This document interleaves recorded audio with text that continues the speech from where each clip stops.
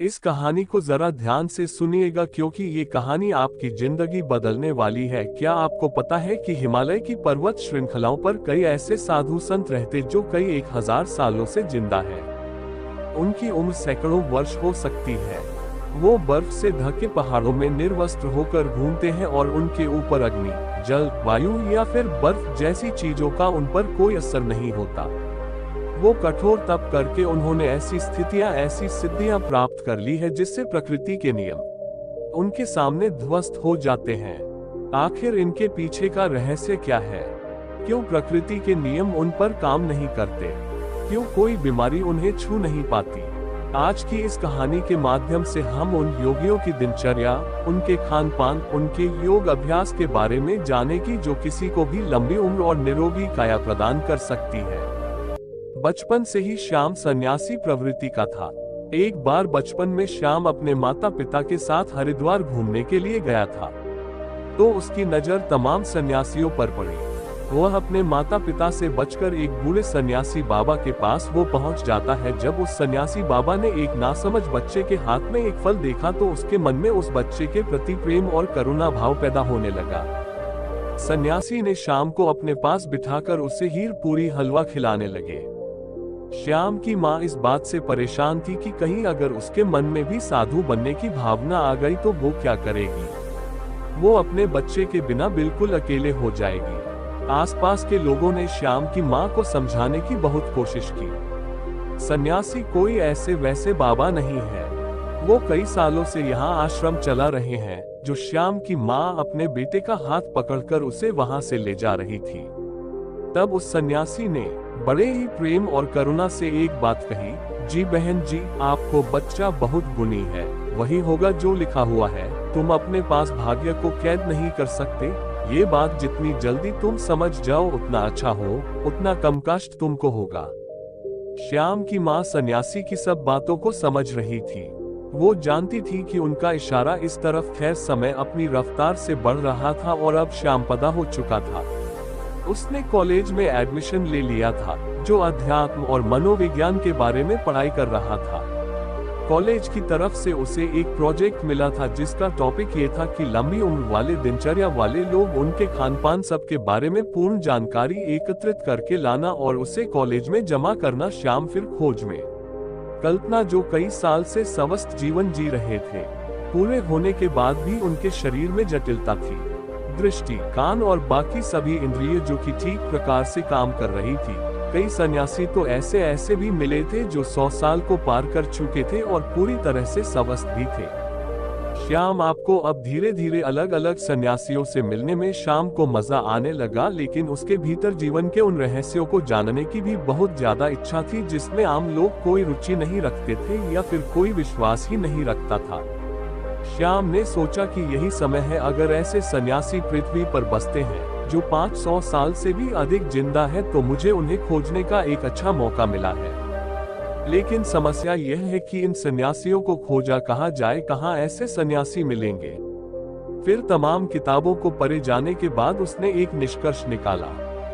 उसे पता चला कि ऐसे सन्यासी अगर मिलेंगे तो उसे हिमालय की चोटी पर मिलेंगे, जहाँ पर आम इंसान जा भी नहीं सकता। लेकिन श्याम ने अपना मन पक्का कर लिया। उसने पूरा संकल्प ले लिया था, चाहे रास्ता कितना भी कठिन क्यों ना हो, वो उन दुर्गम पहाड़ियों तक, उनको 5 तक जरूर पहुंचेगा। वो अपने माता पिता को बिना बताए वो हिमालय की चोटी की तरफ निकल जाता है। युवावस्था के दिन थे, जोश भी था और किसी चीज का कोई डर भी नहीं था। और सबसे बड़ी बात है, श्याम का भाग्य था जो उसे खींचकर उन योगियों के पास ले जा रहा था। उसने उन पहाड़ियों पर चढ़ाने की पूरी तैयारी कर ली थी। सर्दियों के मोटे मोटे कपड़े ले लिए थे, रास्ते के लिए खाना रख लिया था। जंगली जानवरों से बचने के लिए उसने हथियार भी अपने पास रख लिए थे। उसने एक टॉर्च भी रखी थी ताकि वो रात में जल्दी से जल्दी यात्रा करके वहां पहुंच सके। उसकी यात्रा में कोई बाधा ना हो। धीरे धीरे जब लोगों से पता करते हुए वो हिमालय की दुर्गम रास्तों तक पहुंचने लगा तो उसके फोन में भी काम करना बंद कर दिया। अब उसका दुनिया से कोई संपर्क नहीं था। दुनिया से रिश्ता काटने के बाद वो अब खुद से जुड़ने के लिए लगा था। अब वो हिमालय के जंगलों से गुजरते हुए असीम आनंद की प्राप्ति कर रहा था। उसका जहाँ मन करता वहीं पर रुक जाता और आगे का पता करके आगे के भाग पर निकल जाता। उसे नहीं पता था, उसे बिल्कुल भी अंदाजा नहीं था कि वो ऐसे योगी उसे कभी मिल भी पाएगा या नहीं है। लेकिन मन में इच्छा थी, पूरा विश्वास था और इसी के साथ वो अपने रास्ते में आगे बढ़ता जा रहा था। पूरी उमंग और पूरे विश्वास और पूरे जोश के साथ ऊंचे पहाड़ों पर बसे गांव को पार करते हुए वो हिमालय की कुछ जंगल में पहुंच गया था।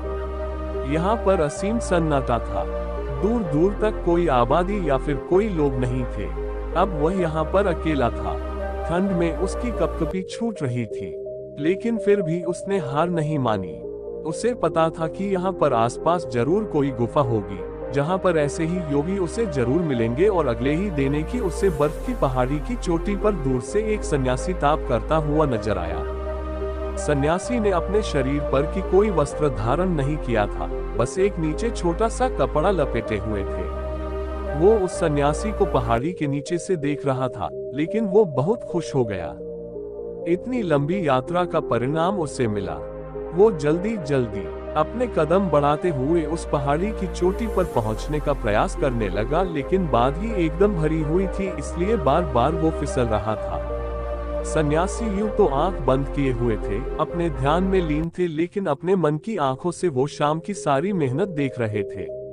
उस पहाड़ी पर बार बार चढ़ते हुए विफल होने के कारण श्याम बहुत थक गया था और अंत में मूर्छित हो जाता है। जब श्याम मूर्छित हो जाता है तो वो सन्यासी जो ऊपर तक आ रहे थे, श्याम को अपने हाथों में उठाकर उसे एक गुफा के भीतर लेकर आए। वहां पर उसके अलावा 2 और सन्यासी उपस्थित थे। श्याम और मूर्छित था, उसके शरीर में बहुत थकान थी। इस सन्यासी ने एक पत्ते पर घोल तैयार किया और श्याम के मुंह के ऊपर कुछ बूंदे डाले। घोल के जाते ही श्याम अचानक से उठ खड़ा हुआ। उसकी सारी बेहोशी, थकान सब कुछ दूर हो गया। होश में आते ही श्याम दोनों हाथ जोड़कर उन्हें प्रणाम करने लगा। वो बहुत खुश हो गया। श्याम ने उनसे कहा कि मेरी बड़ी अनुकंपा है कि मुझे आप जैसे दिव्य योगियों के दर्शन हो रहे हैं। मैं आपसे कुछ सवाल पूछना चाहता हूँ। आप इतनी बड़ी उम्र तक, इतने सालों तक कैसे जीवित रह सकते हैं? आपके शरीर में कभी कोई बीमारी क्यों नहीं होती है?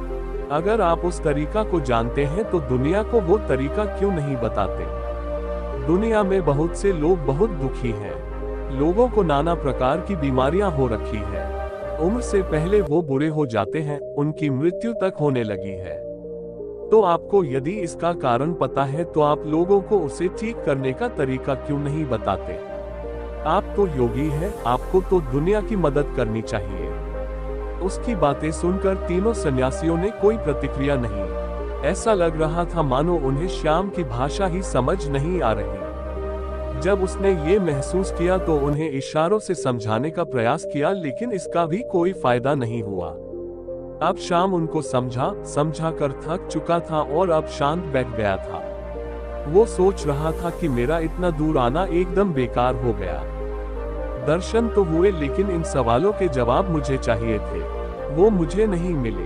उसने सोचा कि इतना लंबा सफर तय करके मैं आया हूँ, उनकी दिनचर्या ही है, देख लेता हूँ, शायद उससे मुझे कुछ पता चल जाए। और ये सोचकर श्याम वहीं पर रहने लगा। सन्यासी एक दूसरे से बिल्कुल बात नहीं करते, एकदम मौन रहते थे। यदि किसी एक सन्यासी को दूसरे से काम होता तो वो मन ही मन एक दूसरे के मन की बात को समझ लिया करते थे। अब शाम को बेचैनी होने लगी थी कि भला एक गुफा में चुपचाप बैठे रहना, भला ये कैसे संभव है? ये कैसा जीवन है? वो सन्यासी उस गुफा में बैठे सिर्फ योगाभ्यास करते थे, सब करते रहते थे। उनके चेहरे पर, उनकी आंखों में एक गजब का ठहराव था, एक गजब की शांति। जो भी उनके मुखमंडल की आभा को, हाव भाव को देख लेंगे, वो आकर्षित हुए बिना रह नहीं सकते। श्याम ने पाया कि सन्यासी खाना बहुत कम खाते थे और जो भी बनाते थे उसे पूरे मन से बनाते थे। और सुबह उठकर, तब सुबह मुहूर्त में उठकर ठंडे पानी से स्नान करना और सर्दियों की धूप में बर्फ पर बैठकर ध्यान साधना करना उनका रोज का काम था। 2 दिन तक उनके अनुसार काम करने के बाद वहां रहकर ऊब चुका था। वो न तो किसी से बात कर पा रहा था और न ही अपने मन के ख्यालों को शांत कर पा रहा था। 3 दिन बाद श्याम ने वहां से जाने का निर्णय किया। उसने उन सभी सन्यासियों को प्रणाम किया और उन्हें प्रणाम करने के बाद कहा कि शायद मेरा प्रणाम भी आप लोग स्वीकार न कर रहे हो, जो कि आपको इसका मतलब ही नहीं पता होगा। लेकिन मैं आपसे मिलकर धन्य हो गया और मैं अब आपसे विदा लेना चाहता हूँ। और ये कहकर अपने चेहरे पर मुस्कान लिए वो योगियों के पैर छूकर जैसे ही चलने को तैयार हुआ, तभी उसके कानों में बूढ़े सन्यासी की सुनाई दी। बूढ़े सन्यासी ने कहा कि अपने सवालों का जवाब तो सुनते जाओ। ये सुनकर श्याम बहुत हैरान हुआ। वो कुछ बोलना चाह रहा था, तभी साधु ने कहा कि सबको अपने मन के सभी सवालों के जवाब चाहिए, लेकिन सभी सवालों का जवाब मौन में छिपा हुआ है। तुमने मौन रहकर बिना किसी सवाल किए हमारी दिनचर्या को देखा और समझा। अगर मैं तुम्हें ये बताने का प्रयास करता तो तुम एक कान से सुनते और दूसरे से निकाल देते, और यही तो दुनिया करती है। सचमुच में सुनने का कौन इच्छुक है ज्ञान पाने का? सवाल यहाँ पर 3 दिन तक इस दिनचर्या का पालन करने के बाद तुम्हारा मन टूट गया, मतलब तुम भी नहीं जानते इन सब तरीकों को जानना। हालांकि तुम्हें पता है कि हमारे इस भोजन, इस दिनचर्या के कारण हमारा शरीर हमेशा निरोगी रहता है, हमेशा स्वस्थ रहता है, लेकिन तुम इसका पालन 3 दिन भी नहीं कर सकोगे। चौथे दिन में तुम वापस घर जा रहे हो। दुनिया में ऐसे बहुत कम लोग होते हैं जो मौन रहकर दूसरे के ज्ञान को खुद प्राप्त कर लेते हैं। अगर तुम मौन रहना, चुप रहना सीख जाओ तो तू दूसरे की जान को प्राप्त कर सकते हो, वो भी बिना उससे पूछे। श्याम ने मुस्कुराते हुए हाथ जोड़कर महात्मा से पूछा, हे महात्मा, आप ये बताने की अनुकंपा करें कि आप कौन सा योग अभ्यास करते हैं? क्या आपकी दिनचर्या है जिसके कारण आप इतने सालों तक जीवित? देखने में तो आपकी उम्र 6070 साल लगती है, लेकिन लोगों का कहना है कि यहाँ पर लोग 5000 साल से जिंदा है। तो क्या ये सत्य है? सन्यासी ने मुस्कुराते हुए नादान और भोले श्याम के सिर पर हाथ फेरा और फिर श्याम को सबसे पहला तरीका बताया। उन्होंने श्याम से पूछा कि हमारे शरीर का सबसे बड़ा भोजन क्या होता है? श्याम सोच में पड़ गया, उसे कोई जवाब नहीं आया। सब सन्यासी ने उसे बताया कि हवा हमारे शरीर के लिए सबसे बड़ा जरूरी भोजन होता है। हवा हम 24 घंटे खाते रहते हैं और हवा हमारे शरीर के लिए सबसे ज्यादा महत्वपूर्ण होती है। लेकिन आजकल के समय में बुरी हवा प्रदूषित हो चुकी है, इसलिए जो प्रदूषण से भरी हवा तुम्हारे शरीर में जा रही है वही तुम्हारे शरीर में बीमारियों को जन्म दे रही है। इसलिए यदि तुम घर पर ऐसे कमरे में रहते हो जहां पर हवा का आना जाना कम होता है, जैसे कि एयर कंडीशनर वाले रूम में होता है, उसमें ताजी हवा आना जाना भी नहीं हो पाता। इसलिए तुम्हें अपने कमरे में ऐसे पौधे लगाने चाहिए जो 24 घंटे हवा यानी कि सीजन देते हैं। छोटे छोटे बेल को किसी बोतल में डालकर अपने कमरे में रख सकते हो, जो तुम्हें 24 घंटे ऑक्सीजन देंगे। लोग ये भी भूल जाते हैं कि जिस सांस को वो ले रहे हैं कितना शुद्ध है वो कभी आकलन ही नहीं कर रहे हैं। यदि वो लोग तो कभी सोच पाए तो शायद प्रदूषण से मुक्त दुनिया हो पाए, हमारी पृथ्वी स्वर्ग हो सकती है। दूसरा जरूरी बात होता है खान पान। अधिकतर लोग ज्यादातर समय खाते रहते हैं, लेकिन हमारा शरीर भी एक यंत्र होता है और यंत्र को भी काम करने के लिए आराम चाहिए होता है। इसलिए हर समय खाते ही नहीं रहना चाहिए, कभी भी पूरा पेट भर कर नहीं खाना चाहिए। हमेशा अपने पेट में एक रोटी की जगह छोड़ देनी चाहिए ताकि तुम्हारा पेट हल्का रह सके, थोड़ा खाली रह सके और सांस लेने में भी कोई परेशानी ना हो। तीसरा तरीका होता है हमारी दिनचर्या। सही तरह की दिनचर्या में तुम्हारा योग अभ्यास, शारीरिक व्यायाम, प्राणायाम अगर तुम दिनचर्या के रूप में ये कर रहे हो तो तुम्हारे शरीर कभी कोई बीमारी आ ही नहीं सकती। लेकिन हम सिर्फ बहाने ढूंढते हैं, हम कुछ करना नहीं चाहते। सब कुछ हमें बैठे बैठे चाहिए और शरीर को जितना आराम दोगे वो उतना ही खराब होगा, बेकार होता जाएगा। इसलिए शरीर से हमेशा काम लेते रहो, उसमें एक आलस पैदा मत होने। दिनचर्या, हवा और खानपान, इन तीनों को तुम दुनिया में रहते हुए कैसे सुधार सकते हो, इस पर विचार करना। तभी तुम्हारा जीवन बदलेगा, तभी तुम ये दूसरे लोगों को भी जागरूक कर पाओगे। लेकिन तुम्हारी बात सुनेगा कौन कौन? बाजार के स्वादिष्ट व्यंजनों को छोड़कर प्रकृति से मिलने वाले फल, सब्जियां या पत्ते खाने का कौन इच्छुक होगा? लोग तो वही खाना चाहते हैं जो उनको स्वाद देता है। देखने में भी वही देखना चाहते हैं जो उनकी आंखों को अच्छा लगता है, और इसलिए उनकी इंद्रियां वासनाओं की गुलाम हो जाती है और धीरे धीरे वही हमारे दुख का कारण बनती चली जाती है। इसलिए तुम मदद से बचने का प्रयास मत करो, बल्कि उस काम को पूरी मजे से करने का अभ्यास करो। तब तुम्हारी इंद्रियां आजाद हो जाएगी और उसके बाद तुम्हारा मन भी एकदम खाली हो जाएगा, वो भी आजाद हो जाएगा। फिर उसके अंदर भी वो भावना होगी जिसे हम समाधि कहते हैं, जो आनंद की चरम सीमा होती है। और ये कहकर श्याम के सिर पर हाथ रखा, उसे आशीर्वाद देते हुए वो उसे वहां से भेज देते हैं।